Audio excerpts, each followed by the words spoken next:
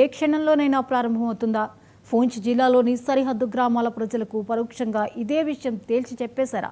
ఇరువైపులా సరిహద్దులో నెలకొన్న పరిణామాలు చూస్తుంటే అవునని అనిపిస్తోంది. ఎందుకంటే ఓవైపు పంటలను 24 గంటల్లో కోసేసుకోవాలంటూ బీఎస్ఎఫ్ ఆదేశాలతో పాక్ సరిహద్దుల్లోని పంజాబ్ రైతులు హడావిడిగా కోతలు జరుపుతుంటే, మరోవైపు మహిళలు భూగర్భ బంకర్లను శుభ్రం చేసుకుంటూ అవసరమైన నిల్వలు సిద్ధం చేసుకోవడంలో తలమునకలై ఉన్నారు.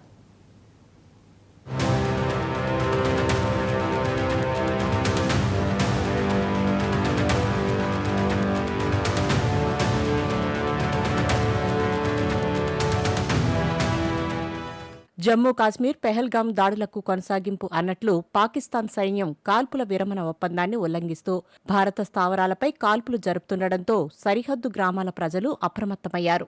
ఇంతకు ముందన్నడూ లేని రీతిలో సైన్యం, అధికారుల హడావుడితో పూంచ్ జిల్లాలోని సరిహద్దు గ్రామాల్లో ఉద్రిక్తతలు గంటగంటకు పెరిగిపోతున్నాయి. భవిష్యత్తులో మరింత ఉద్రిక్తతలు పెరిగే అవకాశం ఉందని, సైన్యం చేస్తున్న హెచ్చరికలు యుద్ధం మొదలు కాబోతుందని బలమైన సంకేతాలిస్తోంది. ఆందోళనతో వారు తమ భూగర్భ బంకర్లను శుభ్రం చేసుకుంటూ అవసరమైన నిల్వలు సిద్ధం చేసుకోవడంలో నిమగ్నమై కనిపిస్తున్నారు.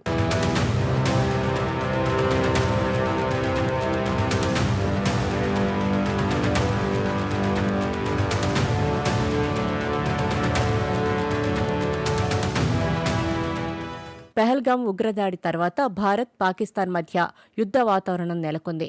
వేగంగా మారుతున్న పరిణామాలతో ఉద్రిక్తత గంటగంటకు పెరిగిపోతోంది. భారత భూగర్భంలోని పొలాల్లోని పంటలను 48 గంటల్లో కోసేయాలని బీఎస్ఎఫ్ అధికారులు హెచ్చరికలు జారీ చేయడంతో ఉద్రిక్తత తారాస్థాయికి చేరుకుంది. పెహల్గాం దాడికి ప్రతీకారంగా భారత్ యుద్ధ సన్నాహాలు చేస్తున్నట్లు త్రివిధ దళాల హడావుడి స్పష్టం చేస్తుంది.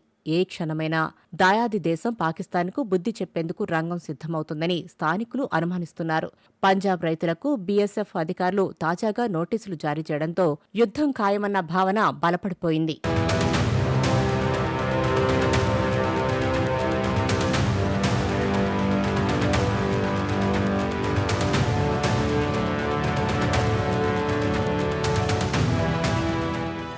భారత్, పాక్ ఉద్రిక్తతల నేపథ్యంలో 48 గంటల్లో జీరో లైన్ వెంబడి పొలాలను క్లియర్ చేయండని రైతులకు బోర్డర్ సెక్యూరిటీ ఫోర్స్ సూచించింది.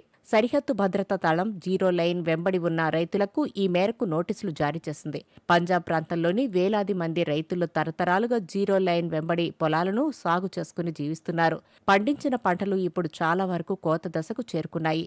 మిగిలిన పంటను వెంటనే కోసి ఇళ్లకు తెచ్చుకోవాలని, లేకపోతే విద్రోహులు పొలాల్లో దాక్కుని దాడి చేసే ప్రమాదం ఉందని సదరు రైతులకు ఇచ్చిన నోటీసుల్లో వివరణ ఇచ్చారు.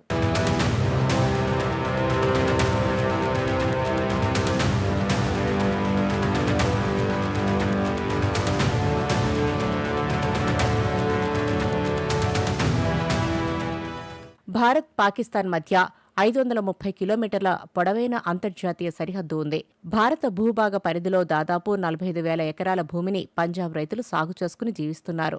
అమృత్సర్లోని రౌడావాలా, ఖుర్దార్లోని గురుద్వారా కూడా బీఎస్ఎఫ్ నోటీసుకు సంబంధించి ప్రకటన చేసింది. తర్న్ తరణ్, ఫిరోజ్పూర్, ఫజిల్కా జిల్లాలోని గ్రామాల్లో ఉన్న గురుద్వారాలు కూడా దాదాపు ఇలాంటి ప్రకటనలు చేశాయి.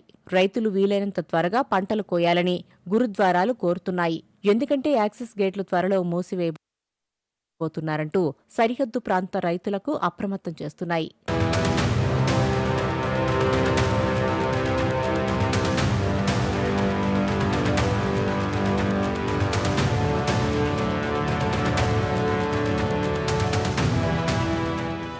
మరోవైపు ఎలాంటి పరిస్థితి ఎదురైనా తిప్పికొట్టేందుకు సిద్ధంగా ఉండాలంటూ బీఎస్ఎఫ్ దళాలకు నిరంతరం సరికొత్త ఆదేశాలు అందుతుండటంతో యుద్ధం ముంగిట్లో ఉన్నట్లు స్పష్టమవుతోంది. జీరో లైన్ వెంబడి ఉన్న కీలక ప్రాంతాల్లో నిఘా పెంచడంతో భద్రతా దళాలు నిమగ్నమై కనిపిస్తున్నాయి. పొలాల్లో ఏపుగా పెరిగిన పంటలు సరిహద్దుల్లోకి చొరబడడానికి ప్రయత్నించే విద్రోహుల అడుగు జాడల్ని కనిపించకుండా చేస్తున్నట్లు గుర్తించాయి. జీరో లైన్ వెంబడి ఉన్న ప్రాంతాలు క్లియర్గా ఉంటే ముష్కరులు, ఆగంతుకుల ప్రయత్నాలను భద్రతా దళాలు పసిగట్టి అప్రమత్తమయ్యే అవకాశం ఉండడంతో హుటాహుటిన పంట కోతలు చేయిస్తున్నాయి.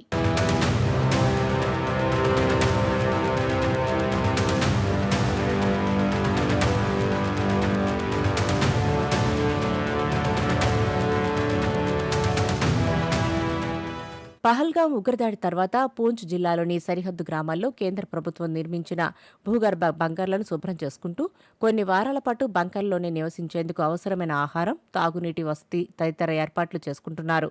గతంలో కార్గిల్ యుద్ధం జరిగినప్పుడు సురక్షిత ప్రాంతాలకు తరలి వెళ్లిన సరిహద్దు గ్రామాల ప్రజలు కార్గిల్ యుద్ధం అనంతరం బుల్లెట్ ప్రూఫ్ బంకర్లు నిర్మించడంతో ఈ బంకర్లోనే సురక్షితంగా ఉంటామన్న ధీమా వ్యక్తం చేస్తున్నారు. పహల్గాం ఉగ్రదాడిలో అమాయకులు మరణించిన ఘటనను పిరికిపందల చర్యగా అభివర్ణిస్తున్న స్థానికులు తగిన ప్రతీకార చర్య అవసరమేనని గ్రామస్తులు భావిస్తున్నారు. తమ భద్రత కోసం కేంద్ర ప్రభుత్వం ముందు జాగ్రత్తగా బంకర్లు సిద్ధం చేయడంతో ఎటువంటి పరిస్థితినైనా ధైర్యంగా ఎదుర్కొనేందుకు సిద్ధమవుతున్నారు.